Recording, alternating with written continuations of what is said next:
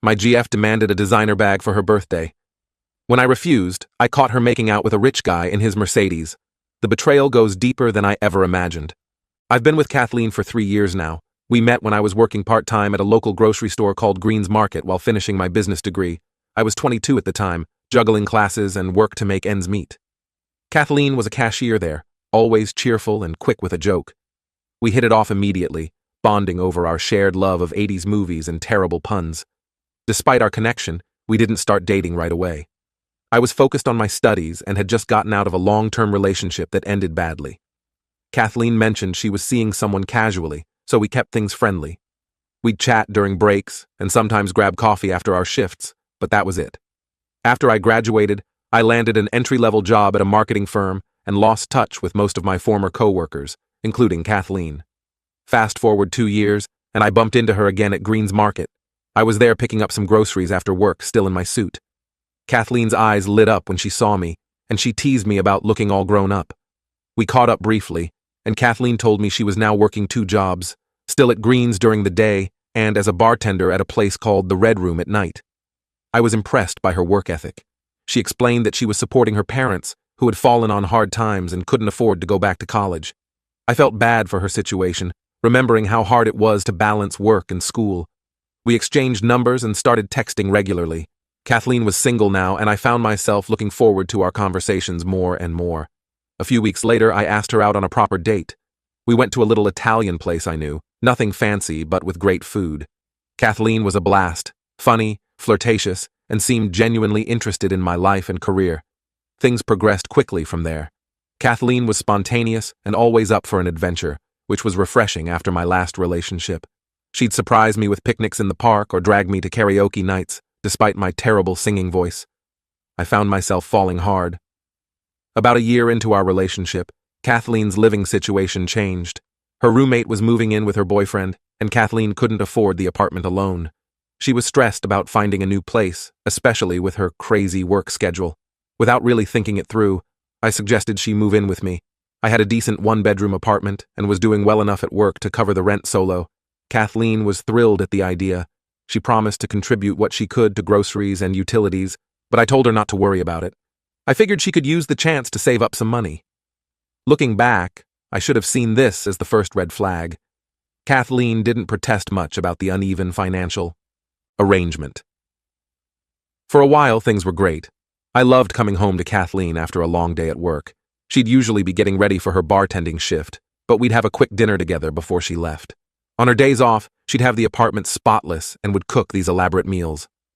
I felt like the luckiest guy in the world. A few months back, I got a big promotion at work. I was now managing my own team, and my salary nearly doubled.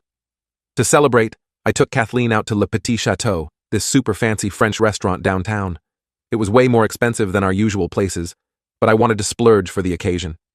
Kathleen was over the moon. She got all dressed up and was practically glowing all evening. She kept saying things like, "I could get used to this," and "You're really raising my expectations, babe." I thought she was just joking around and enjoying the moment. But after that night, things started to change. Kathleen began hinting, and then outright asking, that we go to expensive restaurants every weekend. She'd send me links to designer clothes and shoes, saying things like, "Wouldn't I look amazing in this?" At first, I'd get her little things here and there, happy to treat her, but the requests kept getting bigger and more frequent. I tried to gently explain that even with my promotion, those kinds of expenses weren't in my budget. I was focused on paying off my student loans and starting to save for our future. Kathleen got upset, saying I was being stingy and that other guys spent way more on their girlfriends. She'd make comments about her friends whose boyfriends bought them designer bags or took them on lavish vacations. I started to feel guilty and inadequate. Had I not been generous enough? Was I failing as a boyfriend? I tried to make it up to her in other ways, planning thoughtful dates, buying her favorite snacks, giving her long massages after her shifts. But Kathleen always seemed to want more. Things came to a head last month on Kathleen's birthday. A week before, she sent me a link to a $3,000 designer bag, saying it was what she wanted as her gift. I thought she must be joking at first. When I realized she was serious, I gently told her that was way too expensive. Kathleen exploded. She accused me of not caring about her happiness and said that since I got a raise, I should be buying her nice things. She brought up every gift I'd ever given her, saying they were all cheap and thoughtless. I was stunned.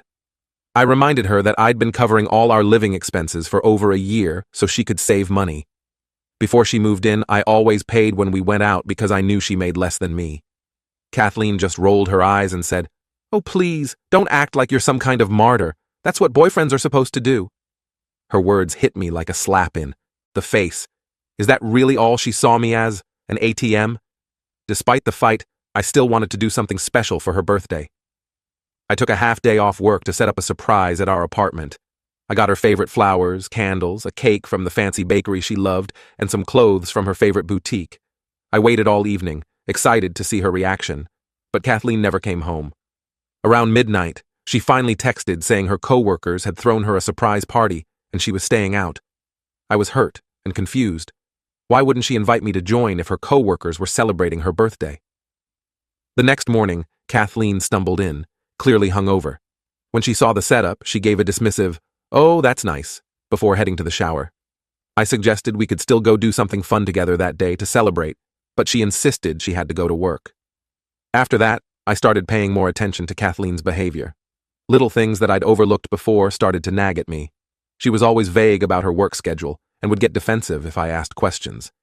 She'd come home late smelling like expensive cologne. Her phone was suddenly always face down, and she'd take calls in the other room. Then last week, everything came crashing down. I was out with a coworker, Mike, after a long day of meetings. We were walking to a bar when Mike pointed out a shiny blue Mercedes convertible parked in front of a hotel. As we got closer, admiring the car, we realized there were people inside. To my shock, I recognized Kathleen in the passenger seat, making out with a gray-haired man I'd never seen before. My heart stopped as I watched them get out of the car and head into the hotel, Kathleen hanging on his arm and laughing at something he said. I felt like I was going to be sick. Mike, bless him, took one look at my face and steered me away, saying we should head home. I was in a daze the whole way back to my apartment. I packed up all of Kathleen's things in a rage, dumping them outside the door. When Kathleen finally came home the next day, she was furious about her stuff being outside. I confronted her about what I'd seen. To my shock, she wasn't even sorry. She sneered and said, "Well, I had to find someone who could actually afford to treat me right." Then she dropped the bombshell. She'd been lying about having 2 jobs this whole time. She only worked at the grocery store. At night, she'd go to upscale bars and hotels, flirting with rich older men who would buy her gifts and take her on expensive dates.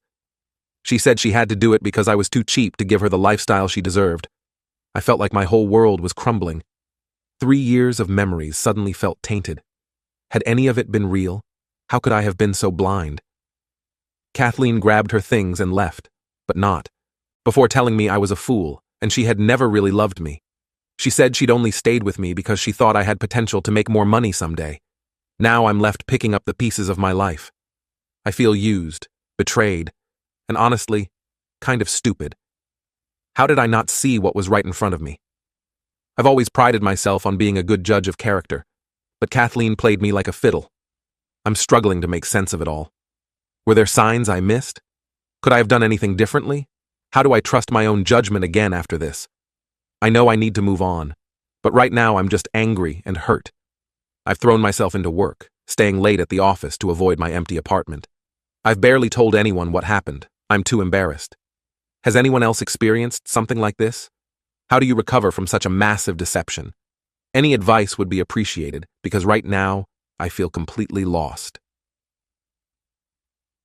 Update 1. It's been about 2 months since I found out about Kathleen's lies and kicked her out. The first few weeks were a blur of anger, humiliation, and sleepless nights. I kept replaying our entire relationship in my head, looking for signs I'd missed. How could I have been so blind? I threw myself into work, taking on extra projects and staying late at the office. Anything to avoid going home to my empty apartment where everything reminded me of Kathleen. My boss noticed my sudden intense focus and even commented that while he appreciated my dedication, he was concerned I might burn out. About 3 weeks after the breakup, Kathleen showed up at my apartment unannounced. She was crying, mascara running down her face, begging for another chance. She claimed she'd had a wake-up call and realized how much she truly loved me. For a moment, I felt a pull. The urge to comfort her was still there, despite everything. But then I remembered how cold and unremorseful she'd been when I first confronted her. The cruel things she'd said. I told her to leave and not contact me again. Kathleen's tears dried up instantly, replaced by a look of contempt. "Your loss," she spat as she stormed off. It was like a mask slipping, showing her true face. That encounter shook me. I realized how close I'd come to falling for her manipulation again. I decided I needed to make some changes to protect myself. I blocked Kathleen's number and all her social media accounts. I even considered moving to a new apartment, but ultimately decided I didn't want to let her disrupt my life any further. About a month ago, I ran into Sarah, one of Kathleen's friends from Green's Market. We'd met a few times when Kathleen and I were together. Sarah asked how Kathleen and I were doing, and I was surprised she didn't know about the breakup. When I explained what happened, Sarah was shocked. "Oh my God, I'm so sorry," she said. "I had no idea. Kathleen's been telling everyone that you broke up with her because you were cheating. She's been playing the heartbroken victim this whole time." I felt a fresh wave of anger. Even now, Kathleen was lying and manipulating people. Sarah felt bad and decided to tell me some things she thought I should know. Apparently, Kathleen had always been obsessed with status and luxury, even back when we first started dating. Sarah said Kathleen would brag to coworkers about how she was going to train me to spoil her. She'd make comments like, "Just wait. Once he gets established in his career, I'll have him wrapped around my finger." Sarah admitted she and the other girls had enabled Kathleen's behavior by laughing it off as jokes. They never thought Kathleen would actually cheat or steal. Sarah apologized for not saying anything sooner, saying she felt partly responsible for what happened. The most disturbing thing Sarah told me was that Kathleen had a pattern of targeting guys like me, hardworking, nice guys with good career potential. She'd play the struggling, devoted girlfriend until the guy got established in his career.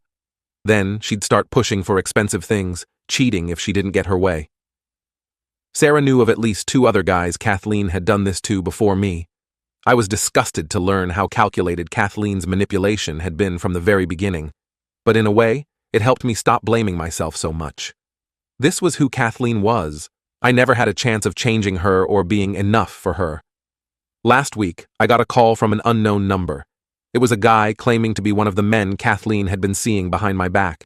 He said Kathleen had stolen some expensive jewelry from him and he was planning to go to the police. He wanted to know if I had any information on her whereabouts. I told him I hadn't had any contact with Kathleen in months and had no idea where she was. After we hung up, I felt a mix of emotions: anger at Kathleen for continuing to cause chaos, but also a sense of karmic justice that her actions were catching up with her. I'm doing my best to move on, but it's been a struggle. I've started seeing a therapist to work through my trust issues. It's helping, but I still find myself second-guessing every interaction, wondering if people have ulterior motives. I've also started volunteering at a local animal shelter on weekends. Focusing on helping others has been healing in its own way. Plus, it's nice to be around beings that are incapable of lying or manipulation. My friends have been great, checking in on me and trying to get me out of the house. I'm grateful for their support, but sometimes it's exhausting pretending to be okay around them. I know they mean well, but I'm not ready for their attempts at setting me up on dates or telling me I need to get back out there. Dating still feels impossible right now. The thought of opening up to someone new, of being vulnerable again, makes me feel physically ill. But for the first time in a while, I'm starting to feel hopeful that I'll be able to trust again someday. For now, I'm taking it one day at a time. I'm trying to rebuild my sense of self outside of my relationship with Kathleen.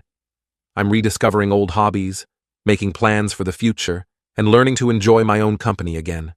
It's a slow process, and some days are harder than others, but I'm determined not to let Kathleen's betrayal define the rest of my life.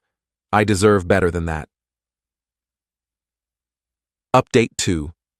It's been about 6 months since my last update, and honestly, I wish I could say everything is great now. The truth is, I'm still dealing with the fallout from Kathleen's deception in ways I never expected. A few weeks ago, I got a message on social media from someone claiming to be Kathleen's sister, Olivia. I was immediately suspicious. Kathleen had never mentioned having a sister in the 3 years we were together. But curiosity got the better of me, and I agreed to meet Olivia for coffee. Olivia turned out to be a few years younger than Kathleen, with the same green eyes but a completely different demeanor.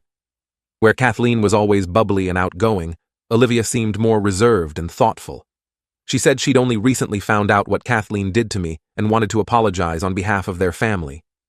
Over the next hour, Olivia filled in a lot of blanks about Kathleen's background. Apparently, their parents were actually quite well off, owners of a successful chain of car dealerships. They'd cut Kathleen off financially when she dropped out of college after her freshman year. Kathleen had always been the family wild child, getting into trouble and lying to get her way from a young age. Olivia revealed that Kathleen had been in and out of therapy for years, but never stuck with it for long. She'd been diagnosed with some kind of personality disorder, though Olivia wasn't sure of the specifics. Their parents had tried repeatedly to get Kathleen help, but she always found a way to charm her way out of treatment. Kathleen's always been obsessed with maintaining a luxurious lifestyle, Olivia explained. Even as kids, she would manipulate our parents to get expensive things. She'd lie about needing something for school or pretend to be bullied because she didn't have the latest designer clothes. As she got older, she just got better at her schemes. Hearing all this made me feel conflicted. On one hand, it helped explain some of Kathleen's behavior and made me feel less like a complete idiot for not seeing through her lies. On the other, knowing she had opportunities and support that she threw away just made her actions seem even more selfish.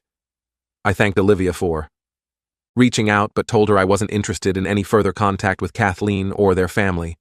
Olivia understood and apologized again before we parted ways. The whole encounter left me feeling unsettled, dredging up emotions I thought I'd put behind me. In other news, I recently started a new job at a larger marketing firm. It's a step up career-wise with more responsibilities and better pay. But I'm struggling more than I expected. I find myself constantly second-guessing my abilities and worrying that I'm not good enough for the position. My boss has already pulled me aside once to ask if everything's okay, saying I seem hesitant in meetings and overly apologetic about my work. I realized that Kathleen's betrayal shook my self-confidence more than I'd like to admit. I'm working on it, but it's a daily battle to silence the voice in my head that says, I'm not good enough. I've gone on a few dates in the past couple of months, but nothing serious. A colleague set me up with her friend, and I've been on a couple of coffee dates from dating apps. But I still find it hard to open up or trust anyone. Every time I start to like someone, I find myself analyzing their every word and action for signs of deception. It's exhausting and has killed any potential relationships before they really start. My friends keep telling me I need to let go and move on. They mean well, but it's not that simple. The experience with Kathleen fundamentally changed how I view relationships and people in general. I'm working on it in therapy, but progress feels painfully slow sometimes. For now, I'm trying to focus on myself, my career, my hobbies, my health. I've started going to the gym regularly and signed up for a photography class I've always wanted to take. I know I can't let Kathleen's actions define the rest of my life. But some days it still feels like she took a part of me I'll never get back. Update 3. It's been almost a year since everything went down with Kathleen. I didn't think I'd be posting another update, but something happened recently that I needed to get off my chest. Last month, I was at a work conference in Chicago. It was a big deal, my first time presenting to industry leaders since starting my new job. I was nervous but excited, feeling like things were finally starting to look up in my career. After my presentation, which went surprisingly well, I decided to celebrate with a drink at the hotel bar. I was feeling good, proud of myself for nailing the presentation despite my lingering self-doubt. That's when I heard it, a familiar laugh that made my blood run cold. I turned and saw Kathleen sitting at the other end of the bar with an older man in an expensive suit. She was hanging on his every word, giggling and touching his arm, the same act she used to pull with me. She looked exactly the same, maybe even more. Polished in a designer dress I could never have afforded to buy her. I felt like I'd been punched in the gut. All the emotions I thought I'd processed came flooding back. Anger, hurt, humiliation. I must have been staring because Kathleen eventually noticed me. For a split second, I saw shock and maybe even shame cross her face. But then she quickly composed herself, whispered something to the man, and they left together. I spent the rest of the night in a daze, barely sleeping. The next morning, I had a message from Kathleen. She said seeing me brought up old feelings and she wanted to apologize again. She claimed she'd changed and was getting help for her issues. She asked if we could meet to talk while we were both still in Chicago. Part of me was curious. Did she really change? Was there any chance of getting real closure? But a bigger part knew it was a bad idea. Kathleen was a master manipulator. Meeting her would only open old wounds. I didn't respond to her message. Instead, I threw myself into the remaining conference sessions, trying to distract myself. On the last day, as I was checking out of the hotel, I literally ran into the man I'd seen Kathleen with at the bar. We started chatting and he mentioned being newly single after a crazy gold digger tried to bleed him dry. I felt sick realizing Kathleen was still up to her old tricks. This experience showed me I still have work to do in moving past what happened. Seeing Kathleen brought back all the insecurities and self-doubt I've been working so hard to overcome. But it also reinforced that I made the right choice in cutting her out of my life completely. Her patterns haven't changed. I'm the one who's grown and learned from this. On the flight home, I did a lot of thinking. I'm not naive enough anymore to think I'll ever fully get over what Kathleen did. It's a part of my story now. But I'm learning to see it as just one chapter, not the whole book. I'm writing new chapters now, focusing on my career, rebuilding my social circle, and slowly opening myself up to the possibility of a healthy relationship someday. When I got home, I called my therapist and scheduled an extra session. I know I'll need some help processing this unexpected encounter. But for the first time, I also felt a sense of pride in how far I've come. A year ago, seeing Kathleen might have sent me into a tailspin. Now, while it was still painful, I was able to recognize her manipulation and prioritize my own well-being. I don't know what the future holds, but I'm cautiously optimistic. I'm learning to trust my gut again and to value myself. Kathleen may have taken advantage of my kindness, but I refuse to let that change who I am at my core. I'm still that guy who wants to help others and see the best in people. I'm just wiser now about protecting my own heart in the process.